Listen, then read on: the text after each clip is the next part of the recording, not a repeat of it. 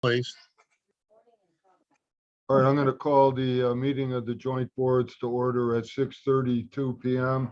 Please rise and let's have Fran Dambowski lead us in the Pledge of Allegiance. Pledge allegiance to the flag of the United States of America, and to the republic which stands one nation, under God, indivisible, liberty and justice for all.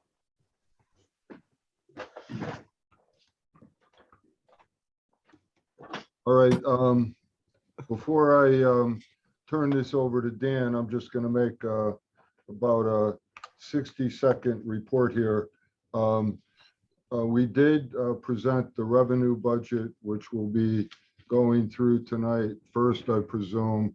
When all is said and done, the bottom line is that we balance and come out with a flat budget, including everything that has been discussed so far.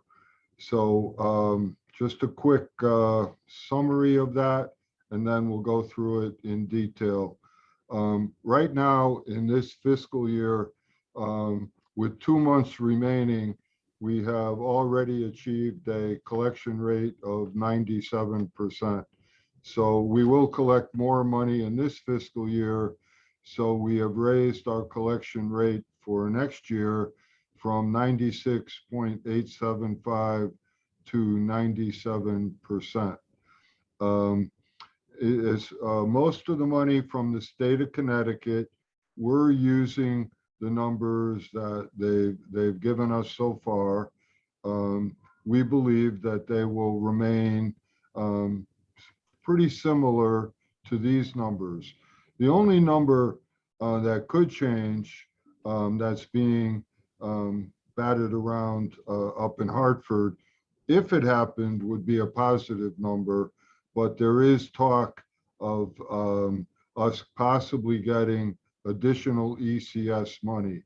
And what they're talking about is escalating the amount of money that we would receive 3 years from now, an increased amount to this year.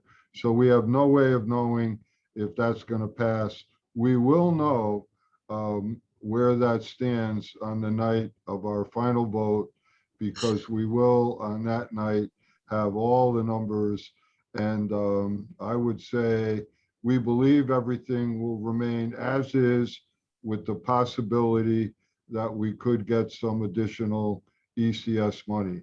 We don't know exactly how that would be allocated, even if we get it. So right now, from the state standpoint, that's the only number in question, and it's a positive number.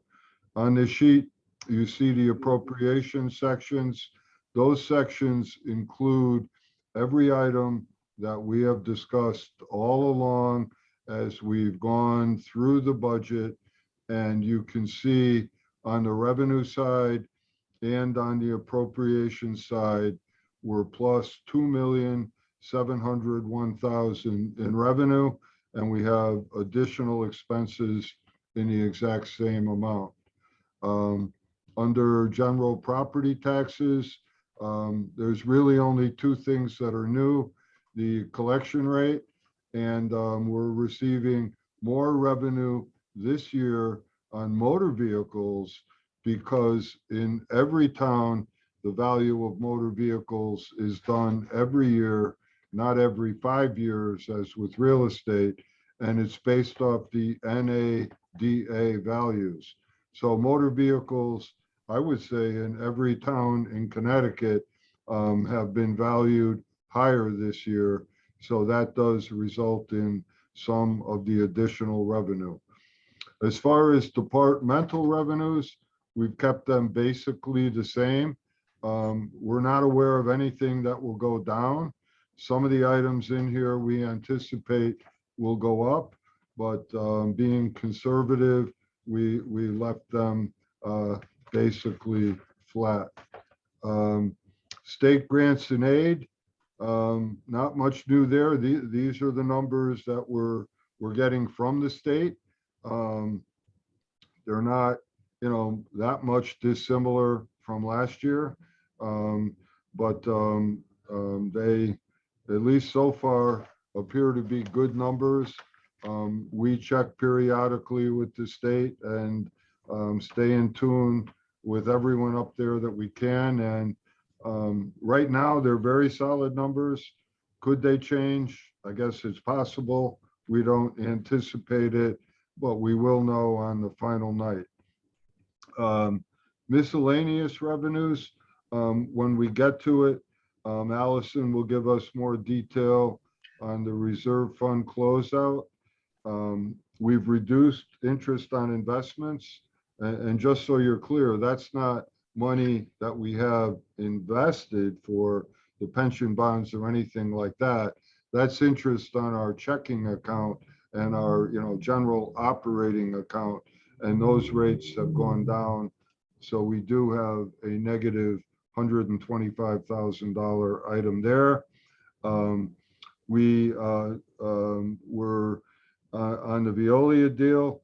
I guess the best way to say it is we're up on rent, we're down on debt service, excuse me, we're down on rent. We have reduced payments to them. We have reduced bonding, but we are not getting any escrowed money like we did last year when we escrowed money for that year between the contracts. Sale of real estate, we'll talk about that in more detail. It's really a conservative number. In the next 2 years, we anticipating selling large chunks of parcel A, possibly parcel B, the property in the industrial park that we've already contracted to sell, the property on Rubber Avenue, the old park department building that we've already contracted to sell. We may be selling the old recycling center. We may sell the VNA building. Probably a little later on, we'll be selling the street department. We've got a lot of borough property that we intend to get on the grand list in the next 2 years. We no longer are getting money from the Veolia settlement. So when all is said and done, we're down 300,000 in miscellaneous revenue. We're also doing what we promised the rating agencies. Our fund balance number is 1,500,000, down 933,000 from last year, and it all balances out in the revenue column at the number I previously quoted, 2,700,000. So that's an overview. I'm going to turn it over to Dan. Dan, Allison, everybody, we can go through this in more detail and then take it from there. So now it's my honor to turn the meeting over to Finance Board Chairman Dan Sheridan. Thanks, Pete. I'd like to appoint Nicole Hiscock for Diane. Nicole, you have full voting rights tonight.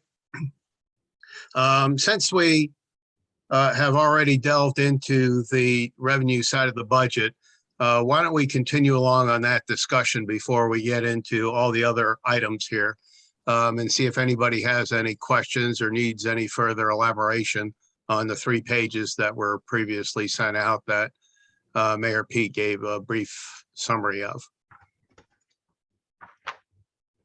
Any questions on the revenue side of the budget?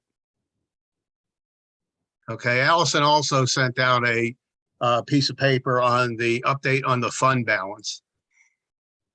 Allison, do you want to just briefly talk about that? In accordance to the agreement we made with the bond rating companies, we've been declining on the appropriation needs from the fund balance. This final fiscal year, we're going to be asking for 1.5 million. And as you can see that the fund balance has been slightly increasing. I'm just trying to like the every year when we make an obligation, or we call it assigning an amount to the next fiscal year, we've always surplused it and put it back into the fund balance the following fiscal year. And I don't know if you have them all in front of you, but you can see where we borrowed it for the budget one year and we put it back, and we're showing that practice continuing as we get down to 2023, and we're plan at the end of 2023 putting that 1.5 million in. We're going to discontinue the practice of taking that money to balance the budget, and it's going to drive our fund balance higher. Because if you have any portion of your fund balance assigned to your general fund appropriation, you can't count it toward your fund balance ratio. So we're ending the practice, and thus it gives us a healthy, healthier fund balance that we can actually report on, and that the funding or the bonding companies will finally see this resting at a higher, which we're projecting at about 11.29%, which is up about another percentage that we're projecting at the end of 22. So it's finally showing the payoff of our healthy decisions on how we're going to be treating the fund balance going forward. I don't know if anyone has any questions on the ratio and the fund balance. Any questions, James? Is there a fund ratio that is like the ideal ratio to have, or is that anything over 11%? I think we were aiming for 12, but 12 to 15 is the healthy range. There's Okay. pros and cons to being at the top of the healthy range, James, and then there's and rather keeping at the top of the healthy range, which we were aiming for 12. Okay. Sounds Just good. Thank you. and hit a little bit of historical discussion on this. The Burgesses back, I believe in 2013, set a target of 10 to 12% on that fund balance. And we got down below 8% a number of years ago and been bringing it up ever since. Calculation is slightly different here. But if you look at CCM, they said best in class is 15. Just for a feel for some numbers there. And I Okay. would just add to that we intend to go to 15 gradually. We have a plan to become AAA. We're 2 notches off of that. When we have absolutely zero reliance on fund balance, and we hold our position for a couple of years, we will go up. And the objective, in Naugatuck, we want to be best in everything. So we're going for AAA. We won't get there right away. They don't, I think bonding rating agencies test you a little, but we've shown gradual improvement. We're going to continue to improve, and we will reach AAA at some point. Unless something catastrophic happens, I would say. Okay, thank you. We won't vote on the revenue side of the budget because that comes last. We have to figure out what our total expenses are. We have a proposed budget that we're going to be presenting to the joint boards tonight for a formal vote. Once that's done, and whatever changes occur, if any, that will form the basis for the total revenue budget when we vote on that as the last item on the agenda later on. So we'll move along then to the next item, which is the format and process for receiving public comment on the budget. There are a number of new Burgesses and Finance Board members, so I thought I would give a little bit of historical perspective on what's been going on. First of all of our budget workshops this year have been open to the public leading up to the final review, which we did last week. So any of the public could have viewed the budget as it was being prepared. The last 2 years, we've had fiscal year 21 and 22 because of the COVID pandemic, we've had no public hearings. There are no Zoom public hearings. There are no in-person public hearings. Public comment was obtained via email or on a comment page on the borough website. This year, we'll hold a virtual public hearing via Zoom, where the public can attend via Zoom or call in via Zoom. The public can also comment via email to a special budget email or through a comment form on the borough website. Jim Kay has already developed those forms, and they are essentially the same as last year. A detailed copy of the budget will be available on the borough website. And hopefully, Allison, you can get that to Jim Kay like tomorrow, the day after, so we can get that out as soon as possible to the public. Of course, the public can also contact each and every one of you if they choose to do so, to provide any input that they would like on the budget, and you as their representative can comment for them. Why are we doing it via Zoom? We're still in a COVID pandemic. We're being extra cautious to prevent transmission or a super spreader event. The positivity rate in hospitalizations are once again climbing in Connecticut. The newest data for positivity rates in Connecticut as of today is 7.81%. And that's probably higher on a comparable basis compared to 2 years ago, because a lot of people are home testing or not even reporting it, where you couldn't do a home test back a couple of years ago. Hospitals are still mandating masks. UConn is restarting the use of masks, just demonstrating concern for COVID. There's no guarantee in a public venue, such as we have our public meetings, that we can enforce vaccinations, masks, or social distancing for an in-person meeting. And we are offering at least 3 different avenues for people to comment on the budget. Bottom line is safety first. For the new people that haven't been through a public hearing, the format for the public hearing is that the joint boards are there to listen. There's not a debate with the public. It's just for us to obtain information or any comments the public may wish to make for us to consider 2 days later when we do the final approval of the budget. The focus is on the sections of the budget, and I will give a brief summary of each major section and then open up for public comment only on that section. Jim Kay will facilitate the meeting, and any offensive or non-budget related discussions will be cut off. One of the reasons why we didn't do Zoom early on in the game was because, as some of you know, we had some Zoom bombing going on with inappropriate things being projected. So we want to try to avoid that. We want to stick to the budget. We don't want any sort of political statements or derogatory statements. Even when we do them in person, we've had on occasion where some people went off the handle and started cussing and swearing at the joint board members. We don't need that kind of behavior. So we want to maintain some decorum and stick to the knitting, if you will. Discussion will be limited to 3 minutes per section per person, so people don't go on for a half an hour on a subject. So that's basically the format we're going to follow for the fiscal year 23 public comment. Rocky. Yeah, I'm just wondering why we can't do this on a hybrid basis and people that are concerned don't have to come. But if we do it at like a gymnasium and auditorium, there's plenty of room for people to spread out.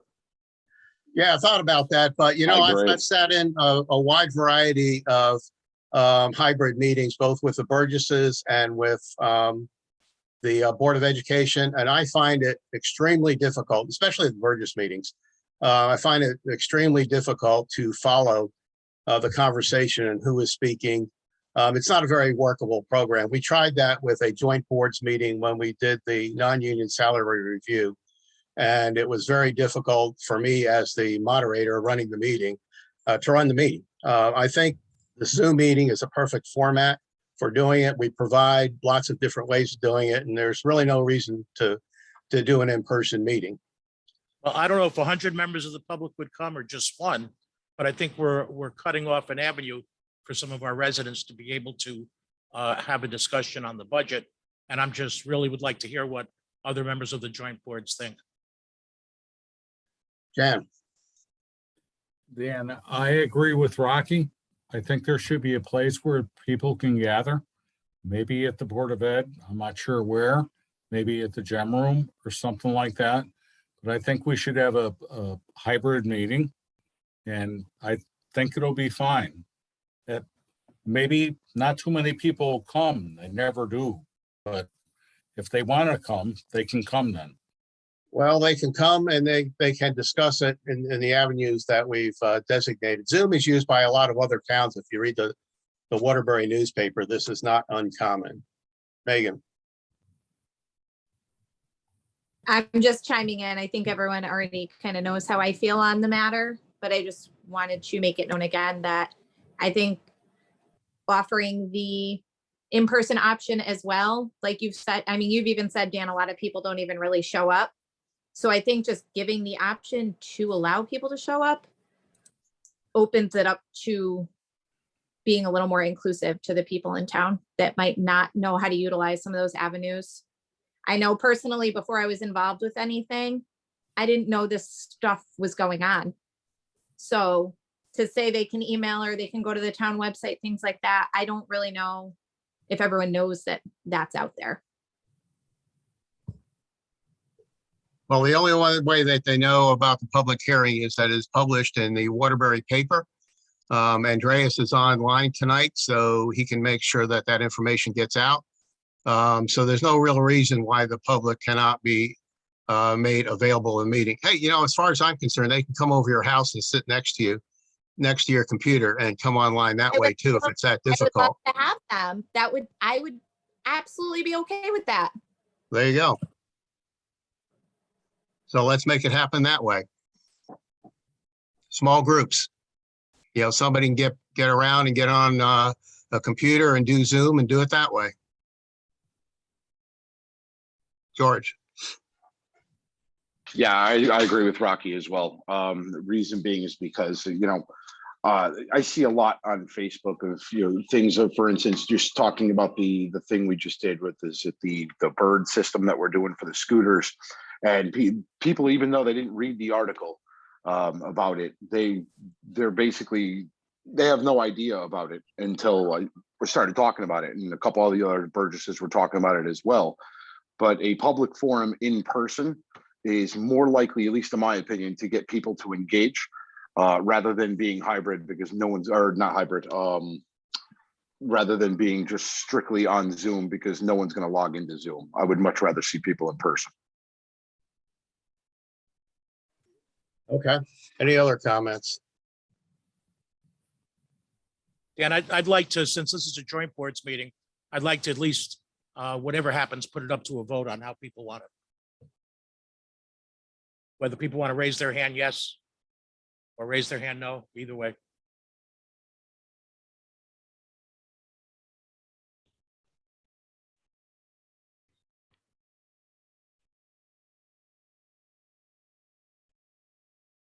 Dan, if you're talking about other comments, I think it should be up to a vote of the board.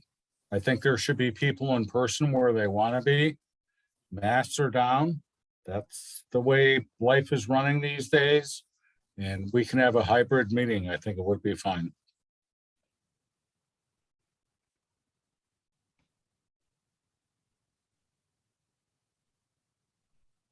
I'm not calling a vote, guys.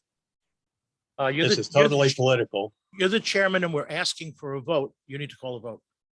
No, I don't have to. I make a Mr. Mayor, are you motion gonna that allow- we call a vote. Mr. I Mayor, make a you're going to allow motion. this to go on? Okay, let Dan, me I just say, speaking for myself, I'm good anyway. I'm good all live, all hybrid, all Zoom. To me, I don't think it matters, and I do think there is an element of politics to it. From a parliamentary standpoint, if a majority of the joint boards wants to have a vote, there can be a vote, and those are the rules, and democracy will take its course. I will say that, Dan puts his heart and soul into this. He works harder on this than anyone else. He has very strong feelings. Anyone who has strong feelings the other way can make a motion, and we'll have a vote. We'll do a roll. If we have a vote, I would suggest a roll call vote. I'll call the roll if I have all the names. Everyone's on the screen, I guess, but um, the first thing would be to add it to the agenda. It's not on the agenda. So unless a majority of people want to add it to the agenda, Dan would be right in not calling for a vote. So, so someone would have to make a motion to add it to the agenda. There'd have to be a second. There would be a vote on that. If it gets added to the agenda, there would be a vote. If it doesn't, there would be no vote. Those are the rules, by which we govern all of our meetings in Naugatuck. So having said that, Excuse me, Mayor. It's Nancy. This is a special meeting, and at special meetings, you can't add motions to add to the agenda. okay, is it a special meeting? Yes, I don't know why. I mean, it's a regularly scheduled meeting, or is all of these No, the meetings are special meetings? yeah, the regular meetings are the second Tuesday of the month, and these are special meetings. So, let's just see what our format is here. So then are we saying in a special meeting, one person can dictate to all? And that's it? We couldn't add to the agenda at our last borough special meeting. So if you go to Hold on. item number 1 on this agenda, it says special meeting on it. Well, we do have a meeting on Wednesday, May 4th, where we could make a determination on this issue for the public hearing on May 9th would be the most appropriate way to address the issue.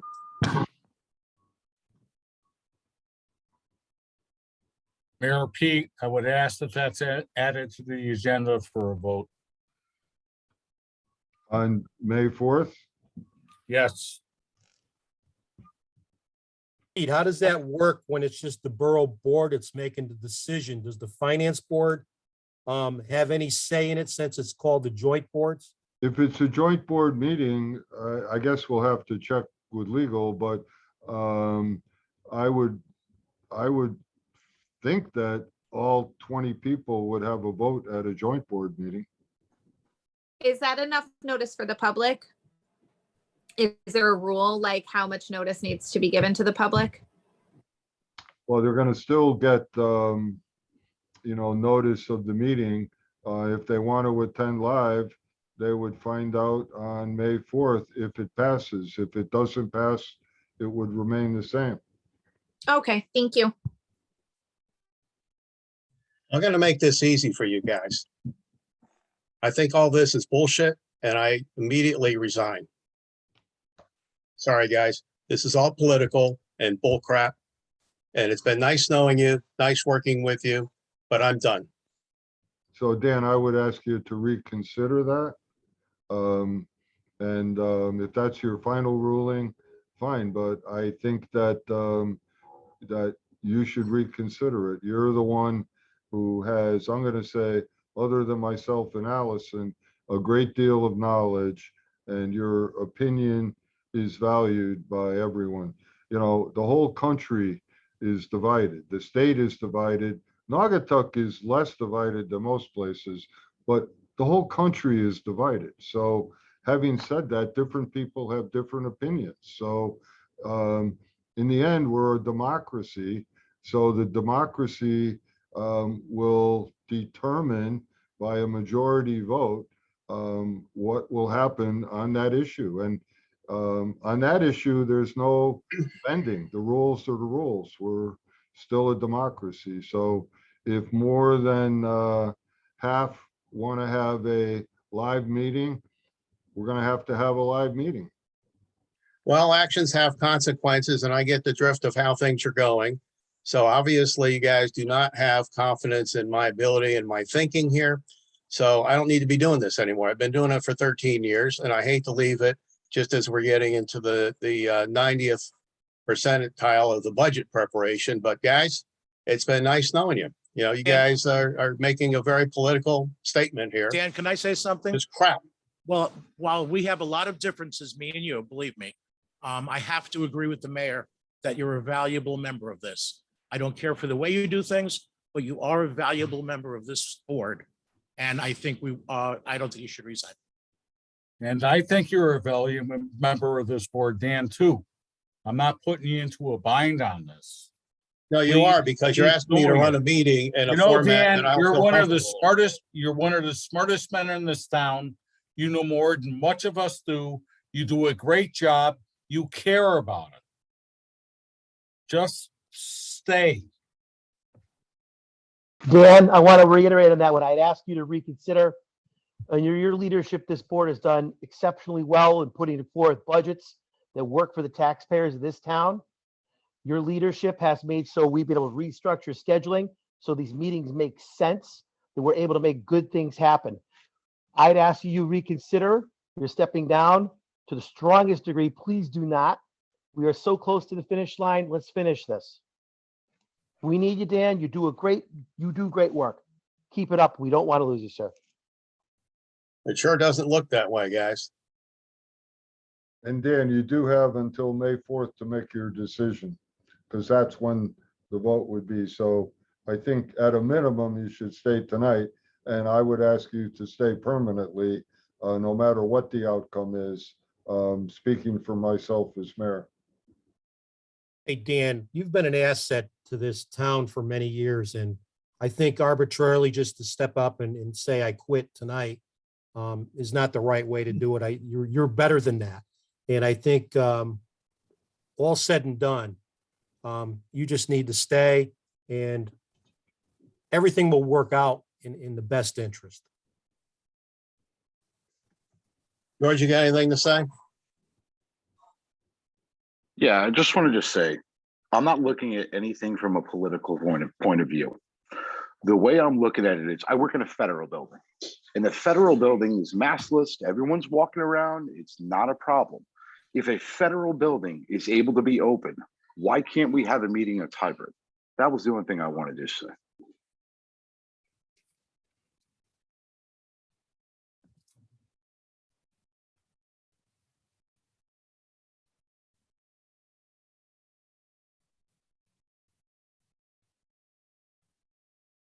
Anyone else? Yeah, Dan, I don't think anyone's saying that we should have a, 100% in-person meeting. And I'll tell you, trust me, I know your feelings. I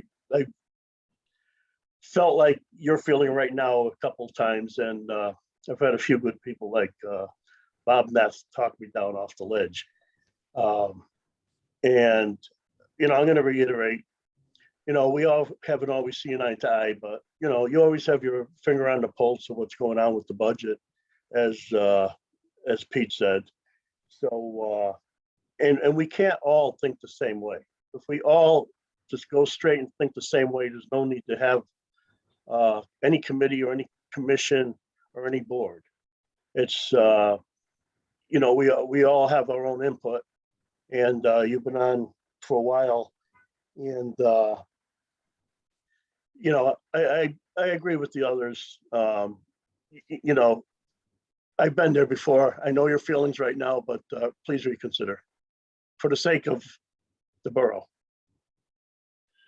The ordinances do not state how the public hearing should be conducted. So I feel it's well within my right to state what I state.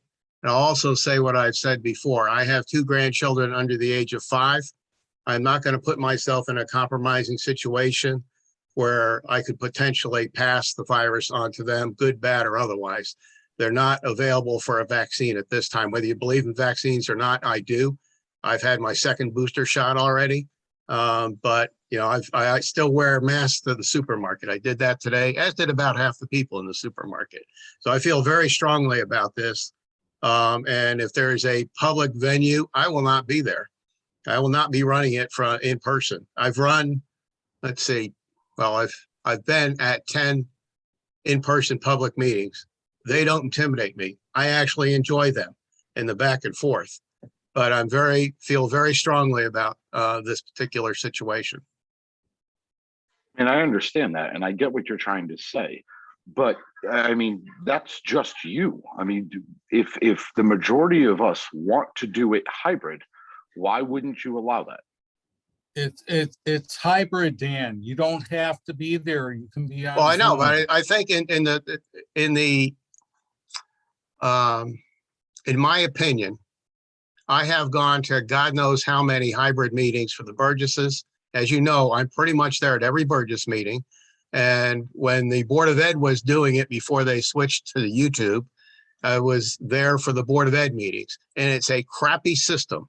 It's very hard to follow. I think this system is a much better way of seeing people and communicating than the hybrid model. I mean, believe me, if this virus was petered out by now, I just love to be down at the Board of Ed running a meeting. I have no problems at all speaking in public, as most of you know, if not all of you know. Dan, I agree with you, but nobody shows up for the Zoom meetings. You know that as well as I do. Nobody shows You've up done at when before Zoom, nobody showed up to meetings anyway. Let's call a spade here, Jan, okay? And as far as public hearings on the budget go, you know, Dan, some show up, but some don't. But Dan, a few people did show up, at least a few. That's better than none. Well, I think we could talk about this all night, so I think we should probably start and move forward with the budget. So you're staying, Dan, right? Please. I'm not certain. I got to think about this. Well, you can't think about it much longer. You're still running. Well, a I can meeting. black out my screen and sign off then.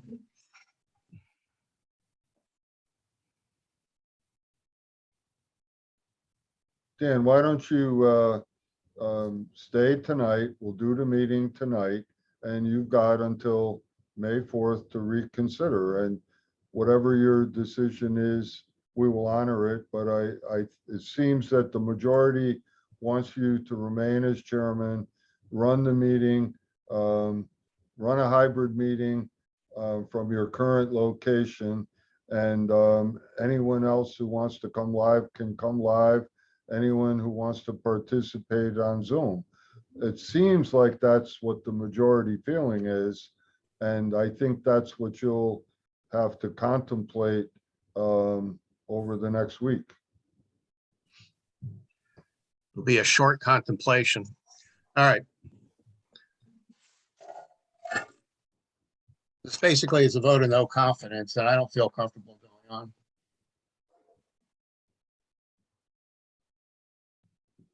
Come on, Dan, it's not no confidence. I mean, if this is the most political thing that happens in this process, then that's probably a good thing. Politics is not good on any day, Stephen. Oh, Mr. Mayor, I agree with you. What I'm saying is I don't think that this is a I didn't think this is a deeply polarizing thing. It is for Dan. It really doesn't matter which way for me. So I'd love for Dan to stay on, but you know, we also have 19 other people on this board. So I don't have an opinion. All right, so I would suggest that we proceed with Dan leading us tonight, and that Dan contemplate on it prior to our next meeting. And whatever his decision is, we will live with it. I don't even know how the vote would go. It seems like the majority is leaning towards hybrid.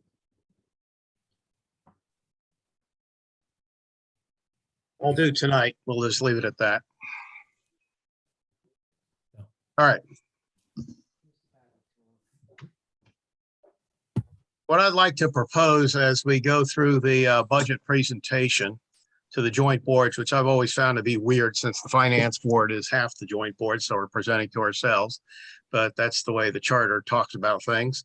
We'll either accept it as presented, which will be off of the spreadsheet, or we will have to vote it down, vote no. and have a motion for an alternate proposed budget. What I would like to do is ask Bob Neff to make the motions. And I'd like Finance Board Member James Higgins to be the second. So we have some level of order on recording the votes here and not trying to figure out who's doing the motions and who's seconding the motions, unless somebody's got a major objection to that. All right, before we get into it, Pete talked about a couple of things, but I just want to reemphasize a few things. Prior to last week's final review, we could have been looking at a substantial mill rate increase. There were some things made in terms of reductions during that meeting that lowered that. Those were eliminating from capital the NEC freight elevator for $50,000 and the sidewalk repairs for $200,000. And then we eliminated from the budget, using the pension bond savings, the Seaman contract by early retirement of $1,150,000. We are prepaying the Ion Bank fiscal year 23 mortgage of $200,000 in fiscal year 22. We moved the skateboard park out of capital to the pension bond savings fund for $300,000 and the splash pad of $150,000. If we did not take those items out of the budget, we would have had an additional $2,050,000 of expenses in the budget. Okay, 1 mil, to put it in perspective, is $1,843,606. So the eliminated items I just pointed out saved a potential 1.11 mil increase in the fiscal year 23 budget. As we go through these budgets, just keep in mind that 1/10 of a mil is $184,361. Excuse me. So if you're looking to make a change, let's talk about changes that make a difference. Let's not talk about $200 or even $1,000 here and there. Let's talk about major eliminations or additions. You can add things to the budget if you want to add things to the budget. We're not here just to cut, but they have to be substantial if you want to make any changes in the mill rate. As the mayor said, right now we're balanced with a no mill rate increase in the budget. But keeping in mind, we had to do some off-budget financing, if you will, of those projects that I mentioned to make it happen. All right. With that as a preamble, let's start off with the administrative budget, which is, go ahead, Bob. Have a motion that the administrative budget be accepted as presented in the amount of $314,441. Second. Okay. The administrative budget is up $8,062. There are contractual and approved salary increases of $6,510 and $1,500 for a conference for the mayor for development. And there was a minor newspaper cost increase. Any questions or discussion? Seeing none, all in favor? Aye. Opposed? Anybody opposed? Okay, because these are formal votes now, if we have anybody opposed, we'll make note of the person's name, and everybody else will be presumed to have approved it or abstained from that vote. And we'll record that in the meeting minutes, Nancy? Yes. Yep, okay. Okay, that one approved unanimously. Motion that the town hall building budget be accepted in the amount of $135,476. Second. This budget is increasing $3,036. We have contractual pay increases of $2,736 and a service contract increase of $300. Any discussion or questions? Seeing none, all in favor? Aye. Opposed? Abstentions? Motion passes unanimously. Motion that the townwide activity budget be accepted as presented in the amount of $2,057,760. Second. And the townwide budget is a reduction of $5,914. There's a reduction in expected retirement payouts versus fiscal year 22. But the retirement payout is still high due to excessive fire department resignations. Net, we have a reduction of $88,878 in that account, but it's still $181,893. The gasoline and fuel oil prices were locked in at prices higher than fiscal year 2022, but much lower than the current prices. And we're buying through a consortium, and we'll thank Bob Butler, rest in peace, for that. Water increase from Connecticut Water Company is kind of our annual increase from them. That's what happens when you have monopolies of $41,907. Telecommunications were lower by $19,762 due to more use of Zoom versus long distance teleconferencing. Any discussion? Any questions? Okay, seeing none, all in favor? Aye. Anybody opposed? I notice some of you are raising your hands. If you are opposed, please unmute and let me know you're opposed. And abstentions. Okay, motion passes unanimously. Motion that the Department of Finance budget be accepted as presented in the amount of 657,222. Second.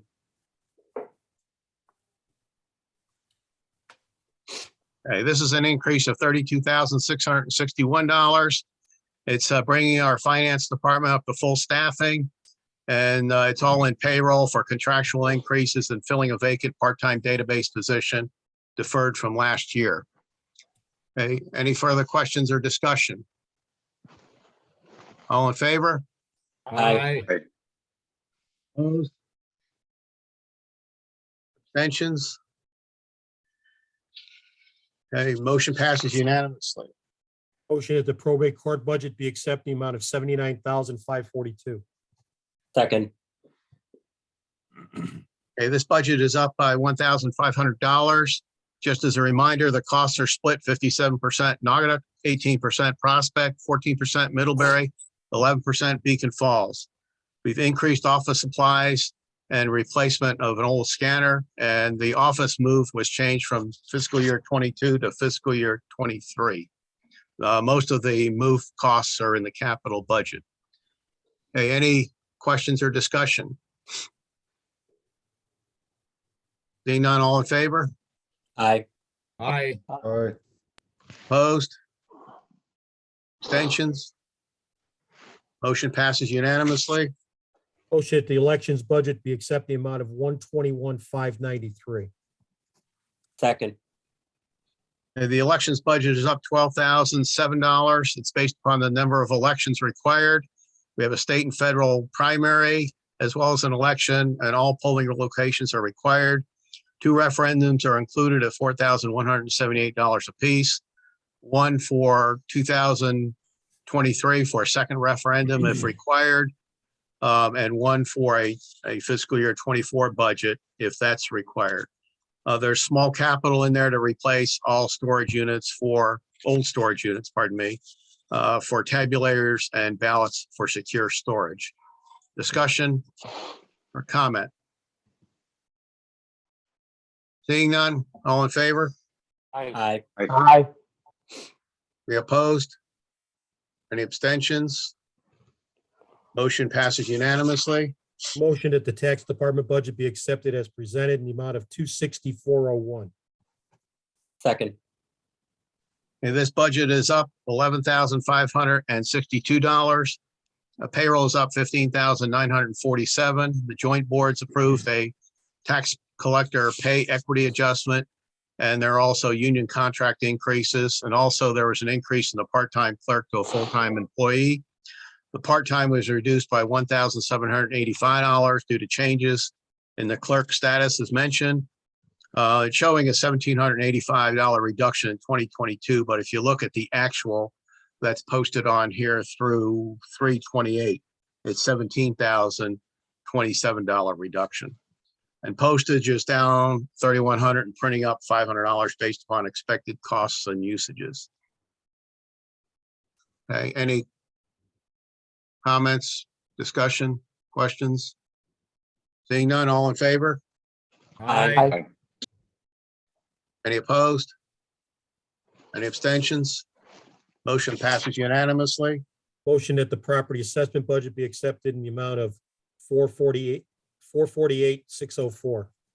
Second. Okay, this budget is up $46,000, $46,063. The payroll is up $6,988, which is contractual. Overtime and the Board of Assessment Appeals are up in total $22,415. And it's up due to reval next year with overtime being used to use in-house people to conduct in-person checks and verifying data versus using an outside reval service for that, saving about 2 or 3 times the cost of using an outside firm to do that. Conferences are up by $1,800 for continuing education and maintaining certifications. Dues are down $685, and some were recharacterized as conferences. Under contractors, it's up $15,245. The pictometry is $28,500, and that's for a full flyover. We have split that amount over 2 years in the past, but that contract is up. So this is the cost of a 1 full flyover, not any sort of massive increase or anything. The Savoy contract is in there for $50,000, but that expires in June. We're still waiting for the Burgess to act on that, and I believe that is on your agenda for 5-4. Correct. Okay, so that'll be pending final adoption of the budget as to what that number, if any number, is included in the budget. Right now, it's in there at 50,000, which is the amount used in fiscal year 2022. But we need some direction from the Burgesses to what you want to do there. Okay, discussion, questions? Okay, seeing none, all in favor? Aye. Aye. Opposed? Abstentions? Motion passes unanimously. Motion that the building inspector budget be accepted as presenting amount of 252,720. Second. That budget is increasing $2,147. There's contractual wage increases of $4,172 and a slight reduction in printing charges. A fairly significant reduction in building codes of $3,700 as we only need supplements this year and not the full code. And there's minor capital in there for office expansion furniture. At one time, that was going to be a major capital item, but that's been scaled back. It's actually less than last year because, or this year, I should say, fiscal year 2022, because there was monies in that budget for some extensive file cabinets for their files that were actually in the hallway at one time. That's the building inspector. Any questions, discussion? Seeing none, all in favor? Aye. Aye. Any opposed? Any abstentions? Motion passes unanimously. Motion that the information technology budget be accepted in the amount of 912,981. Second. Okay, the IT budget is up $89,965. Payroll is $4,719 due to contractual increases. Maintenance contracts is the big hit at $81,479 due to increased costs, due to price increases, renewal of contracts, and additional IT services. Internet services are up $4,640. And we continue to consolidate IT services from operating departments to IT to maximize leverage. And this includes $1,000 from the elections budget that was originally in there that's been moved to IT for uninterrupted power supply. Any discussion or comments? Seeing now all in favor? Aye. Aye. Any opposed? Any abstentions? Motion unanimously passes. Motion that the town clerk budget be accepted as presenting amount of 210,197. Second. Town clerk's budget up to $22,946. There's a contractual salary increases, including a town clerk equity increase that was approved by the joint boards. That in total added $10,285. There's a new land record software that's mandated, software package that's mandated by the state that was $12,060. And there's a slight increase in the election stipend that's based upon the elections that we're holding. Discussion or comment? Seeing none, all in favor? Aye. Aye. Opposed? Abstentions? Motion unanimously passes. Motion that the Naugatuck Event Center budget be accepted the amount of 261,000. Second.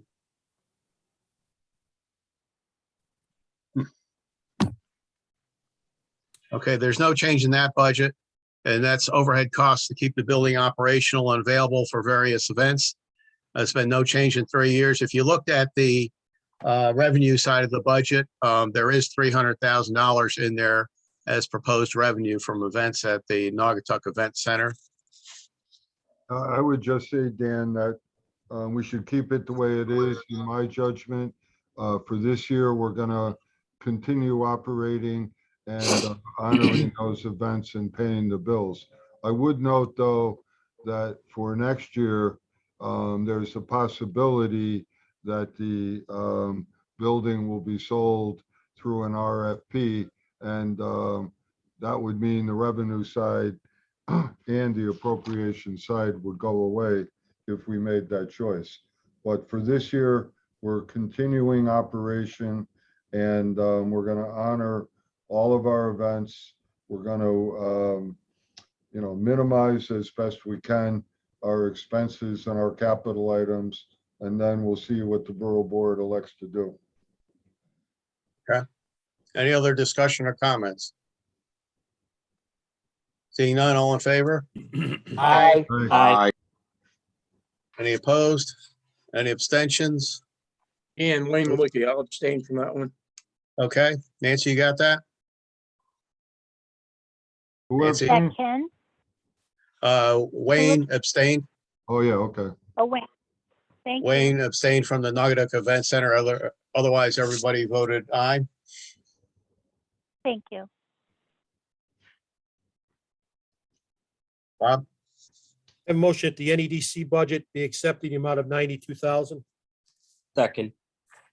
Yeah, there's no change in that budget. That's for local economic development support. Any discussion or comment? Seeing none, all in favor? Aye. Aye. Opposed? Abstentions? Motion unanimously passes. Motion that the land use budget be accepted as presented the amount of 176,311. Second. And land use budget is up $4,609, of which $3,189 is salary. That's contractual increases plus restructuring of the assistant job to also supply services to engineering and the WPCA. And there's $1,130 additional in training to obtain certification for the assistant and for the commissioners. Any discussion or comment? Seeing none, all in favor? Aye. Aye. Opposed? Abstentions? Motion passes unanimously. Motion that the legal budget be accepted the amount of 325,000. Second.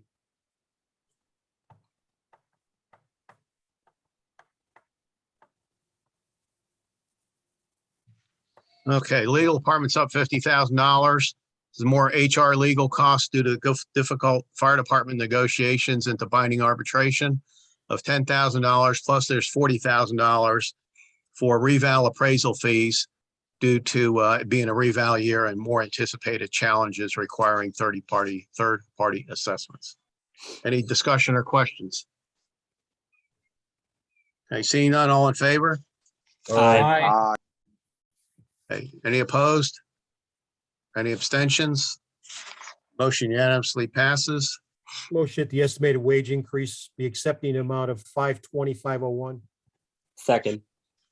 Okay, that consists of two parts, the wage increase non-union, which is up $7,182, which consists of $32,647 for the pool for 21 non-union employees, $12,850 for the second year of elected officials.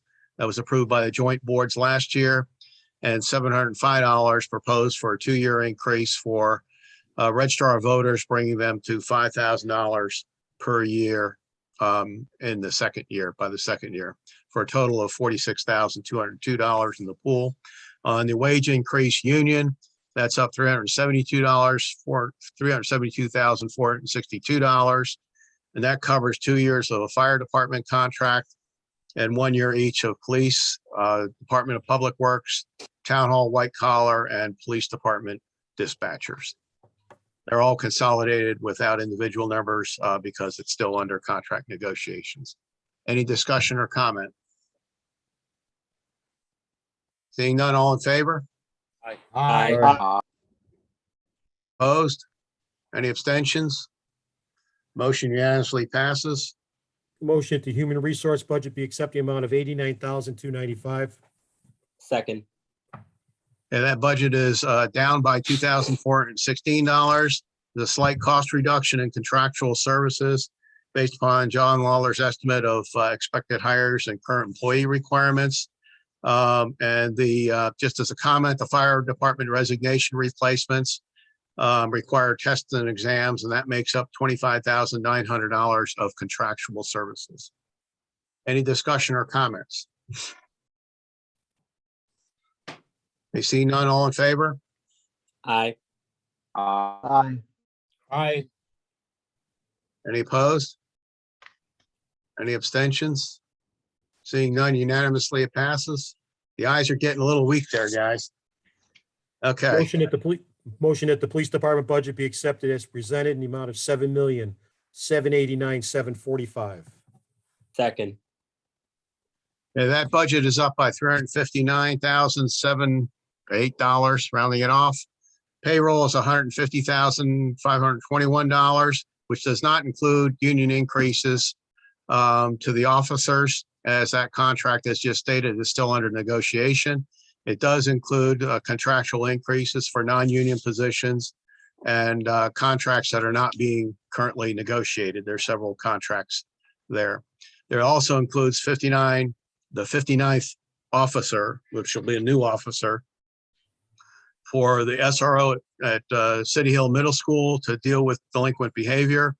The town will pay 41%, and the Board of Ed pays 59%, or $50,000. This position was requested by the Board of Ed. Also includes a new part-time position called accreditation manager that will be covered by a $20,000 stipend. That's a state mandate under the new state police accountability bill. Overtime is up $75,000, reflecting the last 3-year actual average.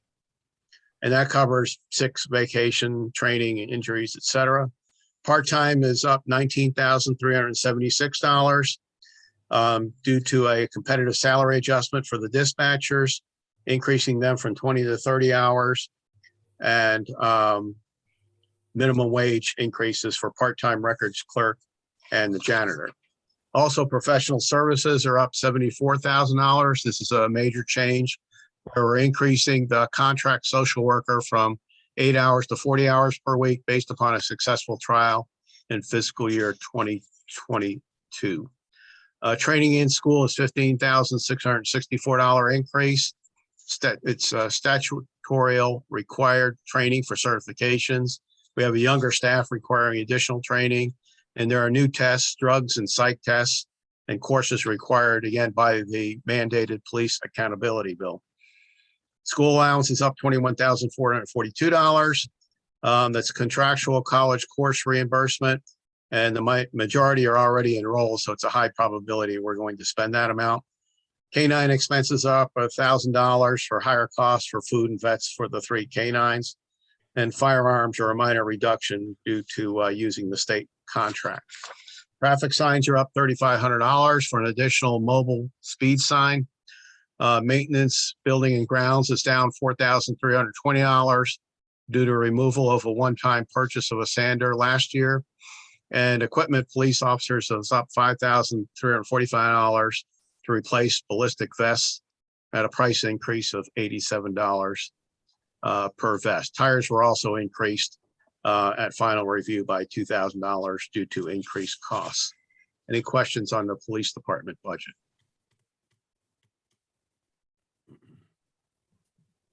Okay, seeing none, all in favor? Aye. Aye. Opposed? Abstention? But, yeah, motion is approved unanimously. Motion that the fire department budget be accepted as presented in the amount of $4,871,705. Second. Okay, that budget is up by $2,270. It does not include fiscal year 22 and fiscal year 23 increases for union personnel. As mentioned before, that contract is still under negotiation. There's a slight increase in payroll of $4,529. That includes increases for the two chiefs. Overtime is up $168,482. In-house training $510. Clothing and uniforms $4,900, and protective clothing $18,000 for a total of $191,892, which is attributed to continued resignations and the need to hire replacements and cover the vacancies and the equipment for new employees. The rough estimate to replace a firefighter is $85,000 per Chief Russell. Building maintenance is up $3,500 to need to refurbish an office with lead paint issues.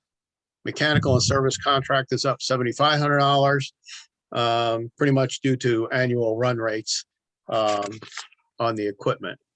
Pump and ladder testing is up $2,450. It's actual quote. Department supplies are up $450. It's basically the run rate for the last 3 years. Code books are up $1,750 for a major code update, and it's needed for the fire marshal's office. And reserve equipment is up $1,500 to replace expired equipment, and taking on the maintenance of the town AEDs and $3,000 for batteries for them. Any questions on the fire department budget? Any discussion? Just a comment. Sure. Comment is, my vote on this is a principal vote. I think that Paul, Ken, and Walt do such a fantastic job in maintaining the fire department. Their hands are tied on certain issues. My problem is when we educate a firefighter at $85,000 and they leave 20 minutes later after they've been awarded a job, that has a major impact on the budget. And so my vote on this budget is going to be no, based on that principle, period. And we as a town need to find a way to address this specific issue, because it's not fair that every time we hire a firefighter, it costs us $85,000, they leave the next day. To me, it's BS. And I know that there are labor laws that prohibit us from doing things, but we need, as a town, need to address this issue because it has a major impact. I mean, you lose 5, 6 guys, that's a lot of money. And that's just like pissing the money away. My opinion. So Bob, I agree. I would say that the town is pursuing that issue in the current arbitration. So the extra legal fees that we're spending are specifically designed to win that issue in arbitration. And we feel we have a very strong case. Our team is working diligently on it. I'm not going to say much about our strategy, but I will say that everyone here, all 20 people agree, I think, with what you said. And we're doing our best to minimize that through the collective bargaining process. And that will come to a head. I don't know when, but I'll say soon. Do you know when, Ken, that would come up? No, I have not heard of the dates yet. And let me ask you this question. If we win that issue, that $85,000 number would go down how much? Do you know? It would depend on who we hire.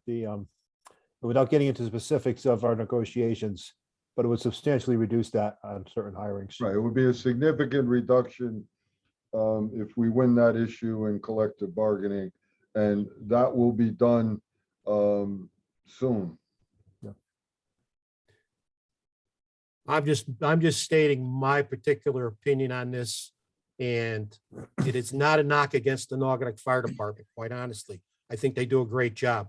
My issue is pertaining to the one or two issues that have an impact on their budget. That's all. Thank you. Any further discussion or comment? Seeing none, all in favor?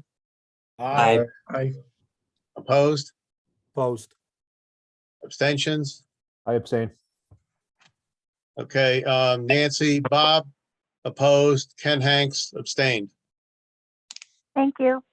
The motion to the animal control budget be accepted as presented, the amount of $111,805. Second. And this budget is up $7,502. It's adjusted wage increases to maintain personnel at a competitive level.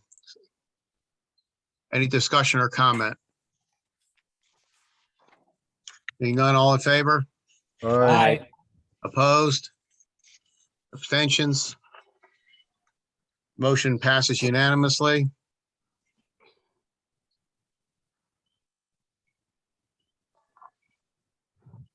Bob, Yeah, I'm trying to find the NEMAC budget. on page 8. What's the amount? 88,362. Oh, okay, there it is. Okay. Yep. Motion that the NEMAC budget be accepted as presenting, amount of 88,362. Second. Okay, this budget is an increase of $63,112.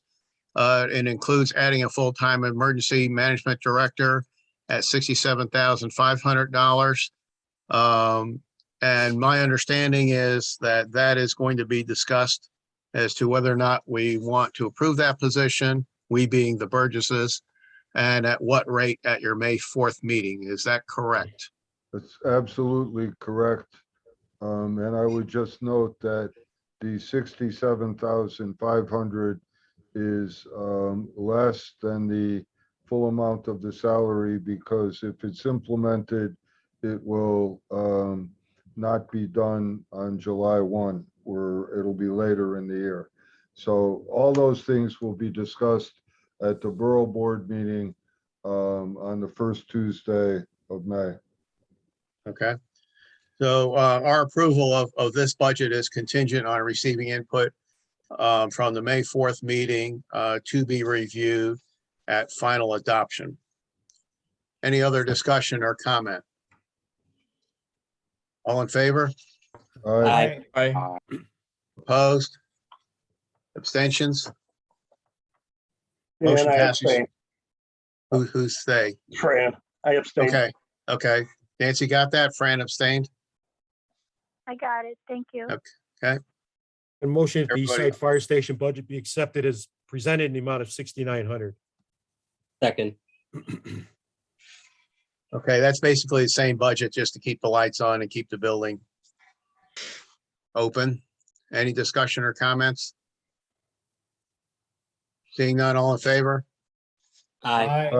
Aye. Opposed? Abstentions?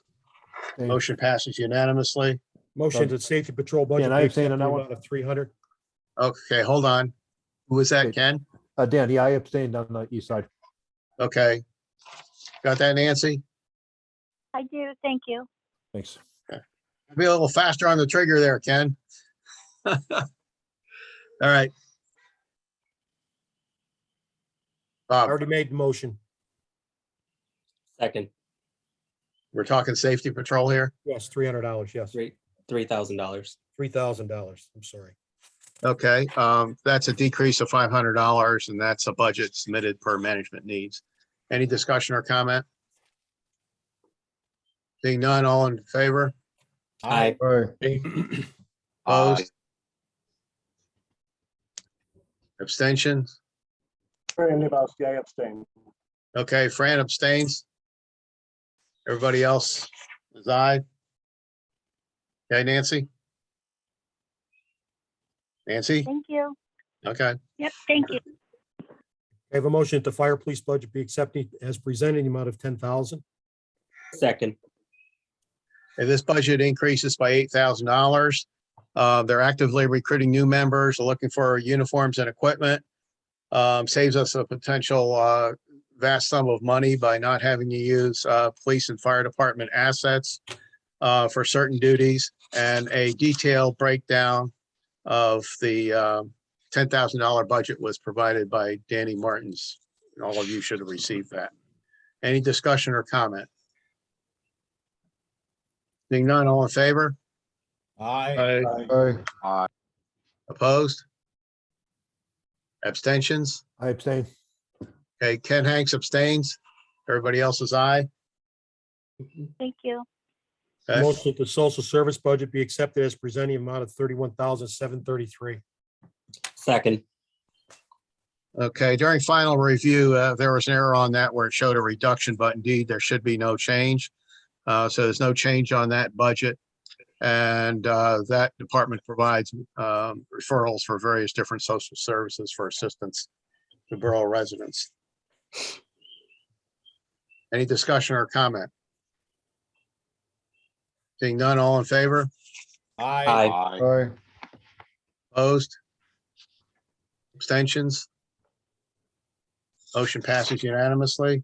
Motion to youth service budget be accepted as presenting amount of 29,609.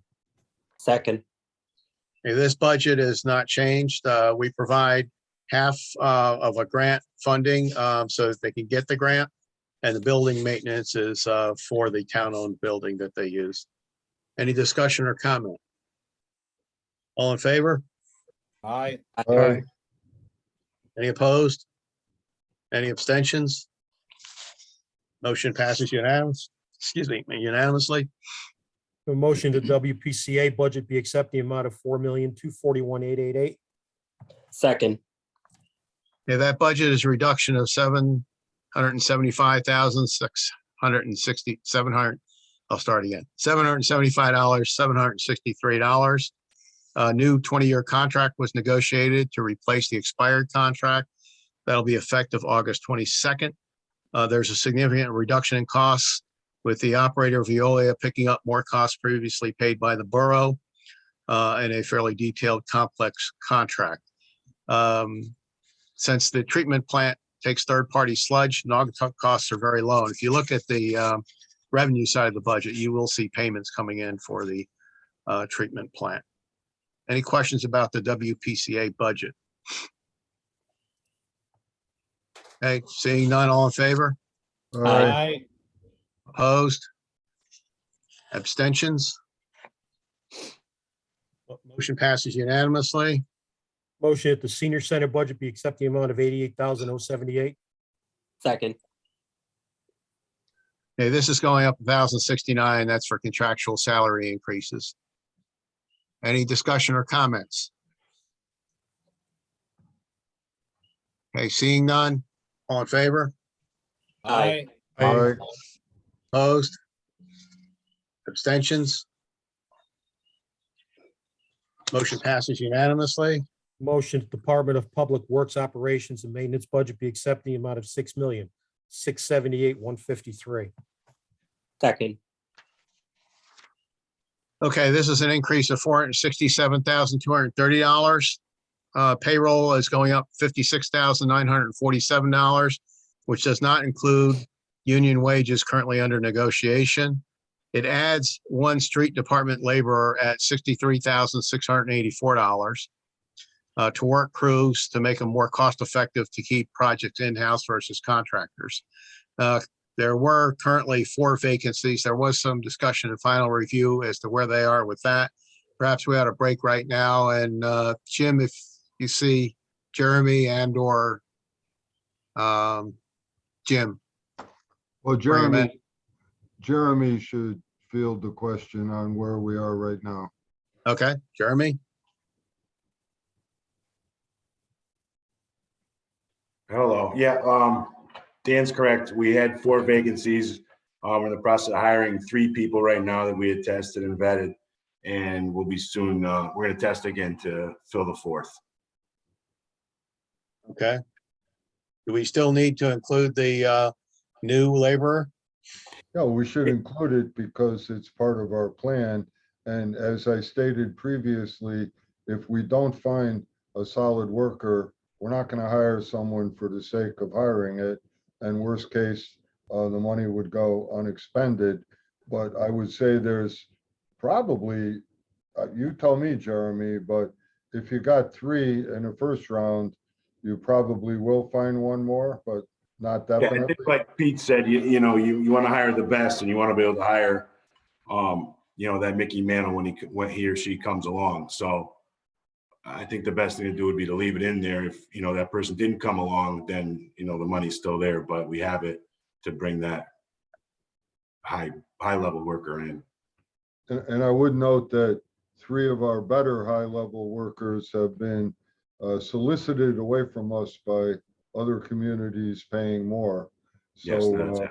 we lost some top-level people, even though we gave a significant wage increase. So we have a great team, you know, because there's tons of construction work out there now. It's a totally different market than it was over the last several years. And right now, there is a demand for top-notch construction workers. So I think we've done a good job finding good ones, but we want to keep getting better, stronger, building more roads, and fixing the town and improving every year. You know, for those of you who are new members, we started this 7 years ago when the department was totally depleted with manpower and with equipment. And we had nothing but complaints. We were spending tons of money on outside contractors. And every year, I'm going to say for 7 years in a row, we've improved. And we want to continue to improve. I think they do a great job right now, but we want to continue to improve and do more. And remember, when they do the work, everything you see now with the catch basins, the utility work out in the street, that means we have more money to spend on actual paving. And that's why we've been paving more roads consistently. And we have an aggressive paving plan this year, and we're going to have an even more aggressive one next year. So we want to keep going, keep improving, and making the town better and nicer all the time. Moving along, the part-time is up $41,888 due to minimum wage increase adjustments. Overtime is up $25,000 due to more in-house projects. Trash, there's 4 items to that. Tipping fees are up $77,000. It's actually more volume there as well as higher costs. Recycle center is up $68,000 due to higher costs, and the MSW recycle collection is up $67,453 due to a CPI contract increase, and dumpsters are up $216 for an increase of $212,669 for removal of trash. Repairs to motor vehicles up 50 grand to cover the costs that we've been incurring over the last 3 years, or 3-year run rate.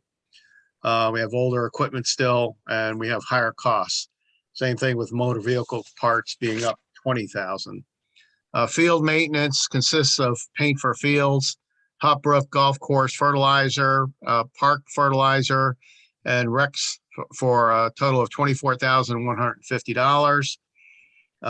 Small capital is up $24,225, and that's to replace worn small equipment to improve performance and public usage.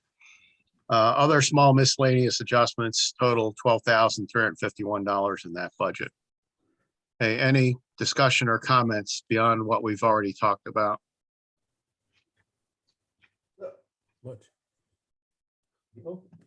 Nobody there? No? Okay.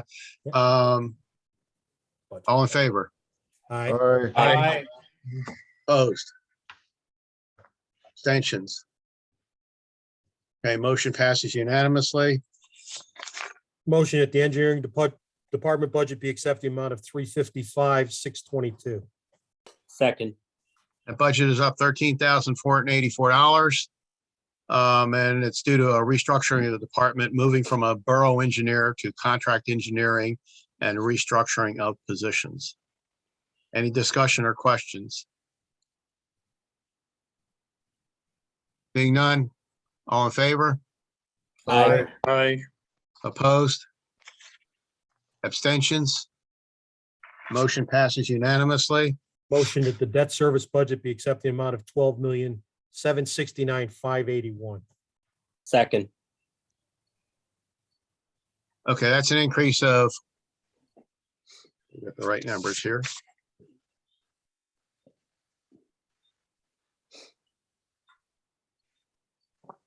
Yeah, $1,965,441.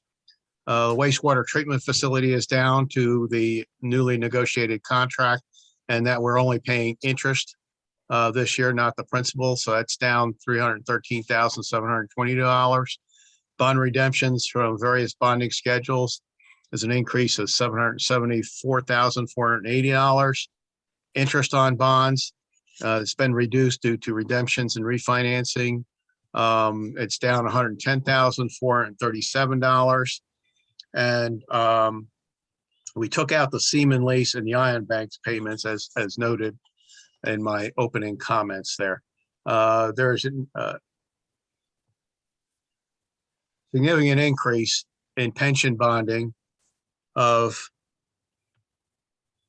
$2,992,120 due to new pension bond at favorable rates that eliminates significant escalating payments due in fiscal year 23 and beyond. And we can pay a rate that's roughly about $3,000 or 3%. And we expect on the proceeds to earn about 6%. Okay, any questions on debt service? Any discussion? Seeing none, all in favor? Aye. Aye. Any opposed? Any abstentions? Motion passes unanimously. Motion that the pension budget be accepted in the amount of $3,317,405. Second. Okay, that budget is down $2,982,761. And that is closely tied to what I just talked about in debt service. The defined contribution retirement plan is increasing by $148,462 in line with contractual obligations. Pension software is $40,000 for the new system that is now online this year. Both the employee and fireman pension fund contributions were significantly reduced due to the bonding of the liability, as just previously discussed. Without the bond, we would have expected costs would be $8 million. So there's a combined reduction between those two of $3,268,500. Social Security was up $116,277 due to contractual payroll obligations. And that's it. Questions and discussion? Okay, seeing none, all in favor? Aye. Opposed? Abstentions? Motion passes unanimously. Motion that the insurance budget be accepted as presenting an amount of $14,949,378. Second. That's an increase of $590,151. Health premiums increased by 4.2%, or $495,290. And all the other changes were based upon our broker's best estimates of industry trends prior to finalizing the contracts in late June. Any questions on insurance? Discussion? Seeing none, all in favor? Aye. Aye. Boy, that was pretty lackluster there, guys. Any opposed? Any abstentions? Seeing none, motion passes unanimously. Motion that the community service budget be accepted in the amount of $1,749,323. Second. Okay, this community services budget is a dog's breakfast of different things. So I will go through it briefly here. The first is the Western Connecticut Coalition. That's up $1,550. We did get a letter from them. They're asking for an increase on a per capita basis to provide services to us. The Naugatuck Valley Health District is up $2,834 to provide health services to the borough rather than having our own. So we have a regional organization there. CCM is no change. Connecticut Council of Municipalities, resource for information, training, and all Connecticut towns are in that. The library is no change. The town contribution is flat, and we pay 73.4%. Veterans Council is no change. Northwest Connecticut Public Safety is no change. Allison, did we ever get a letter from them? No, Great. All right, HRD, no change. That's the senior bus services. The now elderly nutrition is up $2,676. And that's for Meals on Wheels and Senior Center. Services 183 clients. Total value of those meals are $222,522. And our cost is less than 10% of that, or $19,856. The Art Commission is for the concerts on the green, and there's no change there. The Council of Governments is COG for the Naugatuck Valley. That's down $2,244. Consists of 19 valley towns. It's a direct link for funding sources as the gatekeeper for state and federal infrastructure funds. And they're an advocate for us in Hartford. 4th of July is up $5,000, going back to 2 shows a year, the 4th plus another to be determined festival. Elderly program is not changed. Naugatuck Ambulance is up 132,000. I shouldn't say up. It's a first ask of 132,000 to assist the Naugatuck Ambulance in transition and costs from the previous owners. That consists of just 8.6% of their total budget. The Naugatuck Valley Regional Development Corporation is no change. That was started last year with Waterbury, with prorated expenses with Waterbury for the development of joint and regional projects like the Amazon project. Been getting a lot of press lately. And it's a funding and financing mechanism for projects. See what this one is labeled at now. Real estate planning is a new item of $250,000 that mayor's asked for an estimated funds to prepare property for sale or lease for costs such as environmental and legal and monitoring fees. Okay, the Greater Waterbury Transit District, are we putting in $250 or not on that? Yeah, we are. Okay. Do we have anything in writing from them? Just say yes or no. It's on the way. Yeah, okay. That's a no. The PAL River Brigade is up $5,040. That's for funding a couple of Naugatuck teens in the annual river cleanup. And that is it for community services. Discussion.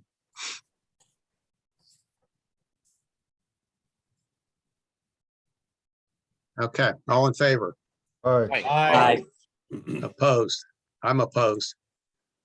Any abstentions? Okay, Nancy, I'm opposed. Everybody else is aye. So, Motion that the general budget be accepted as presented in the amount of 95,500.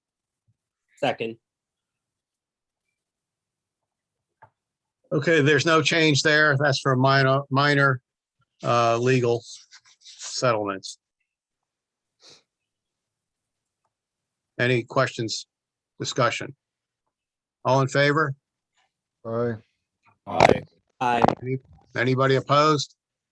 Any abstentions? Motion passes unanimously. Motion that the reserve fund budget be accepted as presented in the amount of 2,486,827. Second. Okay. All right, the capital budget consists of a number of different items. I'm not going to go through each one of them. I'm just going to highlight where the monies are going by department. Probate is 54,065, and that's for their office move. Assessors, 50,000. Town Hall, 16. IT, 260, 725. Police, 47,567. Fire, 93,200. DPW, $1,965,270, of which 950,000 is for paving.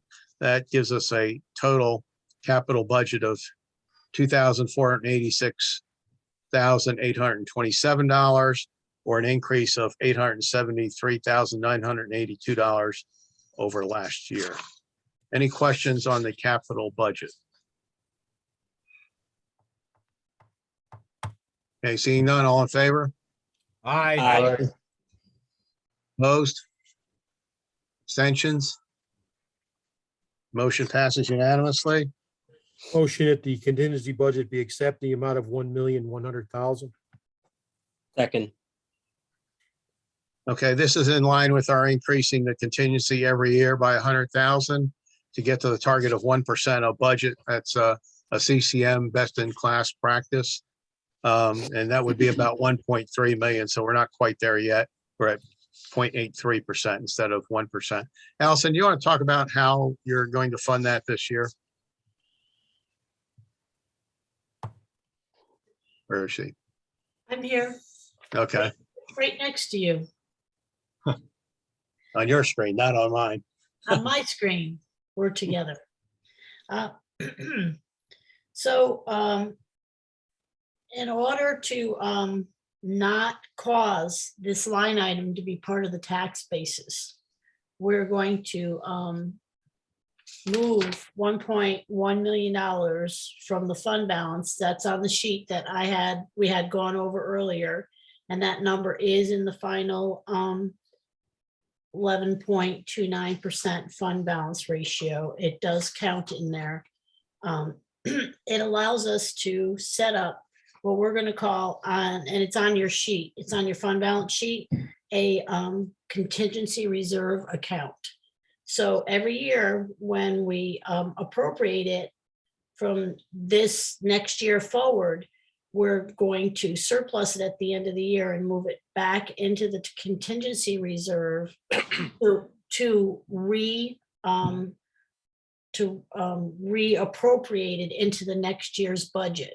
This takes it out of the tax basis. It takes it out of the need for us to come up with that funding every year within the budget, because it's going to be self-funding and revolving back in every year from this special contingency reserve.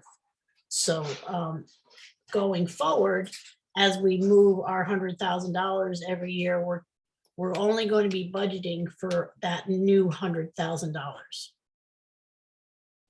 And we're doing this to have a better shot at increasing or improving our bond ratings and on the advice of our auditors. So we're trying, it makes us appear to be more fiscally stable to people who review us. Is that right, Allison? Correct. And we ran this by the rating companies, and it is a practice that many other municipalities are using. And it was highly looked upon that we were taking this responsible action to pull this out of the tax basis and to no longer have it have any relationship with the fund balance for contingency. So it's actually a financial healthy decision that we're making here. Okay, any discussion or comment on what we're doing here? Okay, basically what this allows us to do is to just put in the 100,000 every year until we get up to the target. Or if for whatever reason we have to use, God forbid, Pete, the contingency, we would have to replace that portion of it. But it just makes sense to roll it over from year to year instead of going through all the gyrations we've been going through every year. Okay, seeing no discussion or questions, all in favor? Aye. Opposed? Abstentions? Motion passes unanimously. Motion that the Board of Education budget be accepted, the amount of 64,523, 133. I just want to correct you there, Bob. 64,523,133. Is that what I said? I thought I heard 64,000, unless my Zoom is crackled Oh, up. 64 million, yeah. Yeah, I'll second. Okay, we're good on that? 64. Just so our Board of Ed members aren't here, don't have a heart attack, the amount is 64,523,133. Okay, that's an increase of $743,433. That includes $1,050,600 of borough pension bonding savings. We used it for a variety of other things that were taken off budget, but the portion that's attributable to the Board of Ed was used to not have to fund that for the coming years, hence the reasonable amount of increase. Their healthcare costs increased 5.5%. They had lower than anticipated utility costs due to the implementation of energy efficiencies. Their savings due to a switch in telephone providers. And one of the things I really liked was that Chris went through in his presentation how they reallocate resources to meet their needs rather than just continue to do the same thing over and over again, that if they can find savings somewhere to justify something else, they do go ahead and do that. That's great. Significant increases were $957,658 for salaries. Purchase services, which are the buses and fuel, were up $337,859. Healthcare was up $409,983, and supplies and utilities were up $96,501. The Board of Education allocation from the borough, including the ECS funding, is $64,523,133. They get grants and supplemental revenue of $11,290,703 for a total Board of Ed budget of $75,813,836. The borough part increases 1.17%. The total Board of Ed budget increases 2.53%, with more grants coming in to cover that increase. Okay, discussion, comments on the Board of Ed budget.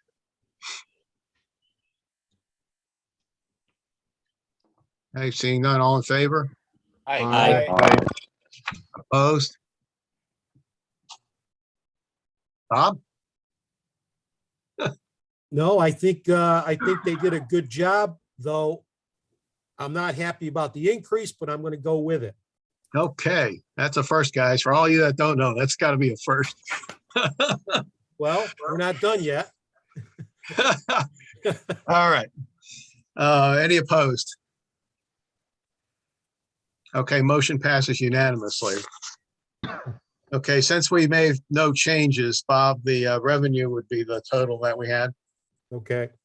Motion that the revenue budget be accepted, the amount of 132,212,790. Second. Okay, any discussion on the revenues? As I said before, the revenues have to match the expenses, which Mayor Pete indicated earlier on. You see the breakdown of the revenue budget covering these expenses that we discussed, pending any changes that might come out of the borough meeting on those two items that we deferred to final adoption. Okay, any discussion on the revenue budget? Okay, seeing none, all in favor? Aye. Opposed? Abstentions? A revenue budget passes unanimously. All right, before we adjourn, I just want to say that I really appreciate the Burgesses participating in our budget workshops this year. We had great participation. I think that's one of the reasons why it's not even 8:30 yet, that you've heard all of the discussions, and that's very much appreciated. Don't call me, by the way. So, Bob? Motion to adjourn at 8:17. Second. Second. All in favor? Aye. Aye. Aye. Opposed? Seeing none, we're adjourned unanimously at 8:17. Thank you. Good night, everyone. Good night, everyone.